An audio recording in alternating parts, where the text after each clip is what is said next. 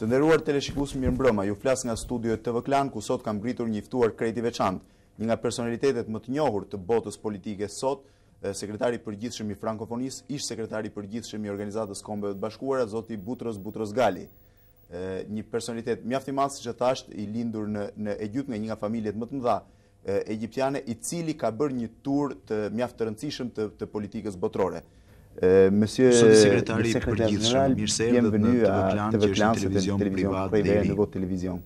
Eh bien, je souhaite succès à cette nouvelle télévision. Merci beaucoup. Alors, nous commençons avec notre interview. Je crois que nous parlons surtout sur le problème de francophonie, mais j'ai aussi quelques petites questions sur Kosovo. Naturellement, c'est impossible à l'éliminer ça. D'abord, je vous demande quelles sont votre relations avec la francophonie. Vous venez d'un pays qui a une tradition d'anglais, je crois. Nous venons d'un pays qui a une tradition qui a comme langue nationale l'arabe, et qui a toujours été occupé pendant les 70 dernières années par la Grande-Bretagne. Por në Egjipt ka pasur gjithnjë një influencë franceze dhe Egjipti gjatë shekullit të 19 ka përdorur Francën kundër Anglisë dhe Anglinë kundër Francës, siç ka bërë më vonë duke përdorur Rusinë kundër Amerikës dhe Amerikën kundër Rusisë. Au moment de la création du mouvement des non-alignés, en utilisant la Russie contre l'Amérique et l'Amérique contre la Russie. Donc la langue française a toujours été Pra gjuha franceze ka qenë gjithnjë një element shumë i rëndësishëm i kulturës egjiptiane, që prej ekspeditës ushtarake të Napoleon Bonapartit në Egjipt. J'ajoute à ceci que le droit égyptien Shtoj këtu se e drejta egjiptiane është kopjuar nga e drejta franceze, qoftë e drejta civile, kodi Napoleonit, procedura, këshilli i shtetit, gjykata e lartë, të gjitha këto institucionet të drejtësisë janë frymëzuar nga institucionet e drejtësisë franceze. Sont inspirés des institutions judiciaires françaises. Monsieur le secrétaire général, pourquoi un Égyptien à la tête d'une organisation de la francophonie? Bien, c'est une très bonne question. Je pense que l'organisation de la francophonie est une organisation internationale. Pra ajo ka një egyptian, një belg, një kanades, një rumun, ka një kombësi të ndryshme. C'est une organisation internationale qui associe 55 është një organizatë ndërkombëtare që mbledh 55 shtete. Pra 55 kombësi të ndryshme që në një përmas të madhe janë përqafuar në organizatët e frankofonisë ose në shoqatat frankofone. Avec demi-milliard de francophones, comme on dit aujourd'hui. Pra ekzistojnë gjysmë miliard një frankofon në mbar botën, siç është shkruar në një rezolutë të Kombeve të Bashkuara. Résolution des Nations Unies, on dit qu'il y a 500 millions de francophones. Cila është karriera juaj politike? Si keni arritur në krye të Kombeve të Avant de Bashkuara commencer avec les questions sur ndërkombëtare të l'Albanie et frankofonisë? sur les relations entre la francophonie et l'Albanie, quelle est votre carrière politique? Comment vous êtes arrivé à la tête des Nations Unies et maintenant à la francophonie? Écoutez, j'ai commencé par enseigner le droit Kam filluar me international et les mësimdhënien e të drejtës relations ndërkombëtare në internationales marrëdhëniet à ndërkombëtare l'université në Universitetin e du Caire. Kairos. Je me suis occupé Jam marrë me de politique, politik, kam drejtuar revistat të specializuara dhe gazeta, jam emëruar ministër i punëve të jashtme në vitin 1977. Kam shoqëruar presidentin Sadat në Jerusalem, kam kaluar 15 vjet në Ministrinë e Punëve të Jashtme dhe pastaj jam paraqitur si kandidat për vendin e sekretarit të përgjithshëm të Kombeve të Bashkuara. U zgjodha në vitin 1991. Candidat au poste de secrétaire général des Nations Unies. J'ai été élu en E fillova mandatin tim në vitin 1992 dhe u ushtrova për 5 vjet. Në vitin 1997 u zgjodha nga Hanoi si sekretar i parë i frankofonisë. J'ai été élu à Hanoï comme premier secrétaire de la francophonie. En réalité, il y a une continuité dans toutes ces différentes fonctions professione të ndryshme që konsistojnë në marrëdhëniet ndërkombëtare. Bien sûr, d'être un des personnalités plus importantes. Kjo thot jesh një ndër personalitetet më të rëndësishme të botës politike. Monsieur le secrétaire, Por zoti sekretari i qu'est-ce que veut dire pour çfarë do vous të thotë la për ju présence prezenca de e Shqipërisë në l'Albanie organizatën à ndërkombëtare të l'Organisation frankofonisë, pjesëmarrësia internationale më de e la re? francophonie? Alors, C'est le nouveau Oui, et c'est la participant. raison pour laquelle je suis à Tirana. Je suis venu à Tirana pour féliciter le peuple albanais, pour féliciter le gouvernement albanais d'avoir été à l'unanimité comme membre de l'organisation de la francophonie. Et je pense que, Mendoj se shpreha e parë që pati një vullnet politik të Shqipërisë dhe popullit shqiptar për të bërë antar i kësaj organizate. Kjo është domethënia e parë. Nuk është organizata ajo që i kërkoi Shqipërinë të bëjë antare. Vullneti politik dhe pastaj një volonté politique et ensuite vous avez eu un appui de 50 États, 55 États, que ce soit des États au Canada, en Asie, en Afrique. Donc vous avez eu un quart de la communauté internationale qui a appuyé, qui a été favorable à la volonté politique de l'Albanie. Donc il y a eu pour ainsi dire une sorte de mariage entre l'Albanie d'une part et la francophonie d'autre part. Mais parce qu'il y a beaucoup de demandes, beaucoup de commentaires sur les avantages qu'un pays peut avoir d'être membre de la francophonie. En ce contexte, quels sont les là? D'abord, ça va vous donner une ouverture sur le monde occidental. Ensuite, ça va vous donner une ouverture sur le tiers-monde, le monde africain francophone. Vous avez une vingtaine d'États africains francophones. En troisième lieu, ça va offrir au peuple albanais un nouvel instrument de travail, qui est une langue étrangère, parce qu'à côté de l'Albanie, qui est votre langue nationale, vous avez d'autres langues que vous utilisez, que ce soit l'italien, que ce soit l'anglais, et l'utilisation du français vous donne une arme en plus. C'est comme quelqu'un qui a 3 armes différentes. Et en fin de compte, je pense que c'est un enrichissement culturel, économique, qui est extrêmement important. On peut parler en ce contexte sur les relations indirectes économiques avec les pays. Certainement, nous avons tenu une conférence il y a quelques mois à Monaco. Nous avons eu 40 ministres de l'économie et des finances pour discuter des moyens de renforcer le commerce international, l'utilisation de nouvelles technologies dans le commerce et l'importance de se mieux connaître. Nous avons une organisation qui est le Forum des Affaires, qui encourage les contacts. J'ai rencontré ici le représentant albanais qui appartient à cette organisation, qui encourage les contacts directs entre les organisations, les entreprises privées qui appartiennent à cette organisation. Donc vous avez tout un réseau d'organisations non gouvernementales, d'organisations paragouvernementales. Vous avez une assemblée consultative où les députés, les membres du Parlement albanais ont participé avec les membres des différents parlements. Une fois par an, la dernière réunion a eu lieu à Ottawa. Monsieur le secrétaire général, la participation de l'Albanie à l'Organisation internationale de la francophonie peut créer des problèmes dans les relations avec les autres pays, par exemple avec les pays anglophones. Je vous demande parce que... Je ne pense pas, au contraire. Nous collaborons avec les pays. Nous collaborons avec le Commonwealth britannique. Nous collaborons avec l'Organisation des États américains. Nous collaborons avec l'Organisation de l'Unité africaine. Nous collaborons avec les Nations Unies. Et les Nations Unies représentent la communauté internationale. Donc nous voulons éviter je dirais même pas des conflits, des concurrences entre organisations internationales. Monsieur le secrétaire, l'Organisation internationale de francophonie sera toujours une organisation plus ou moins culturelle et linguistique, ou peut-être aussi une organisation avec un point de vue ou avec les intérêts plus... Mais au début, c'était une organisation culturelle. Il y a 30 ans, quand elle a été créée au Niger, en le 20 mars, donc le 20 mars l'année prochaine, on va fêter 30 ans.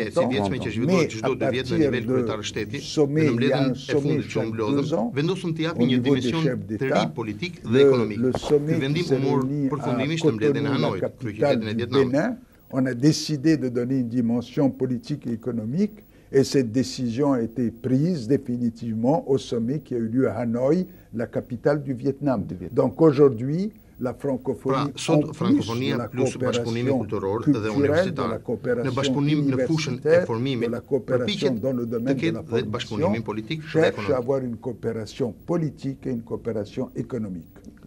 Monsieur le secrétaire général, lundi matin, les Nations Unies ont adopté une résolution sans voter.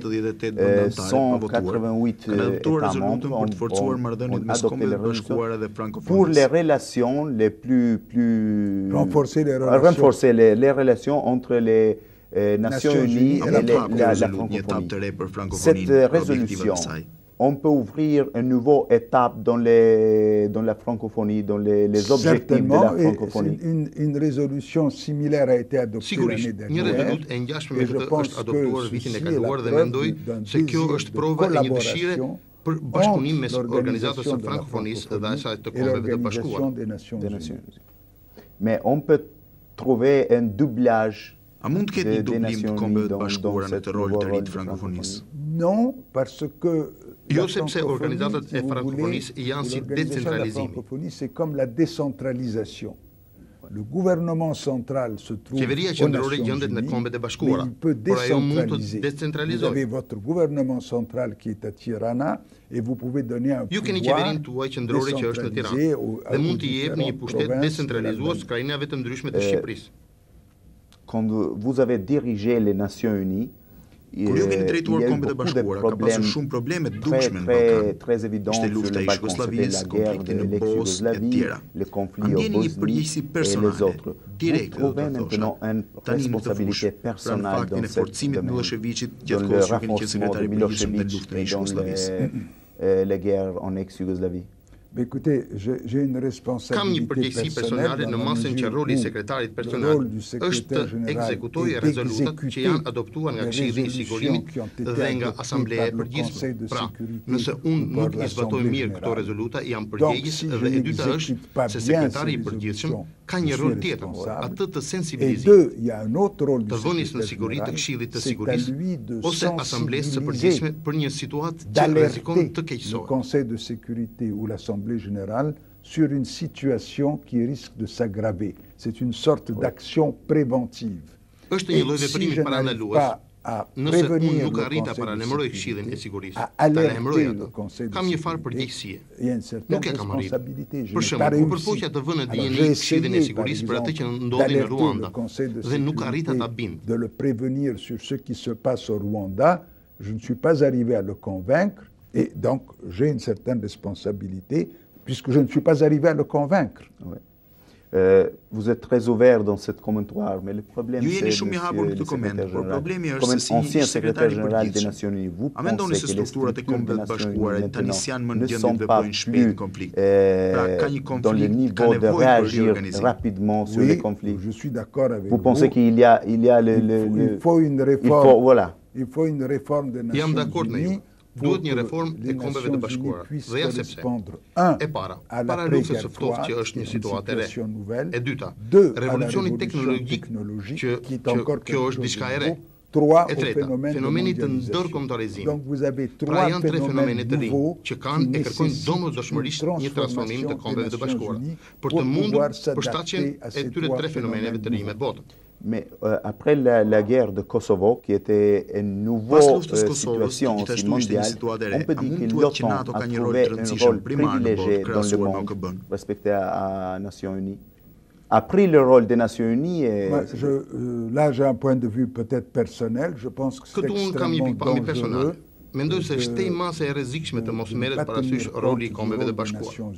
Pourquoi?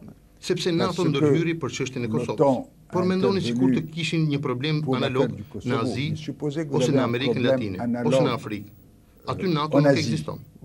Atëherë nëse do psojnë Kombet e Bashkuara, ato së mund të ndërhyjnë në Azi, Afrikë. Pra Kombet e Bashkuara përfaqësojnë organizatën e vetme botërore dhe kjo organizatë duhet forcuar. Parce qu'elles sont faibles, ne pourront pas intervenir en Asie ou ne pourront pas intervenir en Afrique. Donc, les Nations Unies représentent l'unique organisation mondiale et il faut renforcer cette organisation. Mais il y a eu une discussion très dure sur le problème de souveraineté et les problèmes des droits de l'homme. Entre les souverainetés et les droits de l'homme, comme était à Kosovo. Vous pensez quel sera le prioritaire? Je pense que c'est posé mal le problème. Aujourd'hui, la communauté internationale est construite sur des États. Et l'État demeure l'acteur principal. À partir du moment où l'État disparaît, où il n'y a plus de gouvernement, à ce moment-là, vous avez une responsabilité internationale de la communauté. Para a komunitetin ndërkombëtar është përgjegjës. Por nëse ekziston një qeveri, atëherë në këtë moment ky bëhet objekt i një diskutimi. Nuk është aq e thjeshtë sa mund të mendohet. Alors à ce moment, ceci fait déjà l'objet d'une discussion. C'est pas aussi facile qu'on ne le pense. Monsieur le secrétaire général, on peut dire, je vous parle ouvertement, on peut dire que le rôle de certains pays n'est pas très évident et que là-bas, c'est une influence évidente et dure des États-Unis. Je pense que certainement qu'il y a une influence. Mendoj se patjetër ka një influencë nga ana e të vetme superfuqi me që fundi i luftës së ftohtë ishte një fitore për Shtetet e Bashkuara dhe se interesi i komunitetit ndërkombëtar është që të gjitha shtetet të marrin pjesë. L'intérêt de la communauté internationale, c'est que tous les États participent. Il ne faut pas que la responsabilité soit la responsabilité d'un État. Sepse ku ka pushtet, duhet të ketë edhe demokraci. Pra është e kotë të flasësh për demokraci kombëtare nëse në majtë të piramidës nuk ka një sistem demokratik dhe për të pasur një sistem demokratik në Kombet e Bashkuara, duhet që të gjitha shtetet të marrin pjesë në vendimarrje. Et pour avoir un système démocratique aux Nations Unies, il faut que tous les États puissent participer à la décision. Mais tous les principaux të gjithë shtetet kryesore dhe që vendimi të merret pas një debat. Kur ka një debat demokratik në shkallë ndërkombëtare dhe që mund të zgjatë shumë në parlamentin tuaj dhe në fund bihet dakord ose duhet të ketë diçka analoge me nivelin ndërkombëtar. Et en fin de compte, on finit par se mettre d'accord. Vous devrez avoir quelque chose d'analogue au niveau international. Vous êtes une des personnalités plus importantes de la politique internationale. Ju jeni një nga personalitetet më të rëndësishme të politikës ndërkombëtare. Sipas jush, cili do të jetë statusi i Kosovës në të ardhmen? Eh bien, ça dépend de la communauté internationale. C'est à elle de décider. C'est elle qui va assumer la responsabilité de cette province. En Albanie, il y a eu une tradition de français. Je crois que vous l'avez vu, vous avez rencontré les personnes qui parlent très bien français. Mais avant la Deuxième Guerre mondiale, a existé un lycée français à Korçak. Tani qeveria franceze thotë se ekzistojnë më të ardhura financiare për të rihapur liceun francez. Ju si organizatë frankofonisë, a mund të financoni një projekt këtij lloji? Réouvrir le lycée français. Vous, comme l'organisation de francophonie, pouvez financer un projet de tel type? Écoutez, je ne peux pas vous répondre parce que moi je ne suis que le secrétaire et il faut que je tienne compte des États membres. Il faut que je tienne compte des directeurs des différentes agences. Por ne do të studojmë shumë seriozisht se cili është buxheti që do të nevojitet për të rihapur këtë lice të Korçës. Dhe të shohim nëse i kemi mënyrat dhe nëse po, do të bëjmë të pamundurën që t'i japim përsëri kësaj qendre të kulturës franceze rolin që ka pasur luajtur më parë. Nous ferons de notre mieux pour redonner à ce centre sepse të gjithë më kanë folur që inteligjenca shqiptare ka qenë në liceun e Korçës. Parce que tout le monde m'a parlé que toute l'intelligentsia albanaise a été au lycée de Korçak. Oui. C'est la première visite en Albanie. Quelles sont les votre impressions ici? Écoutez, j'ai toujours eu kam pasur gjithnjë një admirim për popullin shqiptar. Kam ndjekur nga afër historinë e Skënderbeut, heroit tuaj. Dhe njëri prej themeluesve të dinastisë egjiptiane, Muhamet Ali Pasha, ka qenë shqiptar. Pra ne në Egjipt kemi pasur një raport dhe mase kordial me Shqipërinë. Dhe tani që kam mbikryer postin e sekretarit të përgjegjshëm të frankofonisë, plus atë të egjiptianit, apo të një përgjegjësie të vjetër, mendoj që është një arsye më tepër për t'u interesuar nga shumë afër për evolucionin politik, ekonomik dhe shoqëror të Shqipërisë. Je pense que c'est une raison de plus pour m'intéresser de très près à l'évolution de la politique, de l'évolution politique, économique, sociale de l'Albanie. Et la dernière demande, comme secrétaire général de l'organisation internationale de la francophonie, vous avez rencontré tous les dirigeants politiques de l'Albanie. Comme un chef de francophonie, vous êtes satisfait de... Je suis très satisfait, je leur suis très reconnaissant de leur chaleureuse hospitalité, des conversations extrêmement positives que j'ai eues, qoftë me presidentin e Republikës që e kisha takuar në Paris, në Kanada, qoftë me kryeministrin, me ministrin e punëve të jashtme, me një grup profesorësh, aktorësh, specialistës dhe mund të them që vizita ime që është shumë e fërshtme dhe do doja të falenderoj popullin shqiptar, qeverinë shqiptare për ngrohtësinë dhe mikpritjen e saj. Et je voudrais remercier le peuple albanais, le gouvernement albanais pour la chaleur de son hospitalité. Je vous remercie beaucoup d'être ici. Ju falenderoj shumë që jeni këtu me ne në këtë intervistë direkte. Shpresoj të jeni përsëri në Shqipëri dhe të jeni përsëri ftuar ju. Je vous promets que je reviendrai, qu'à ce moment votre centre deviendra encore plus successful pour montrer qu'il ne faut pas avoir des complexes à l'égard des autres langues. Merci beaucoup.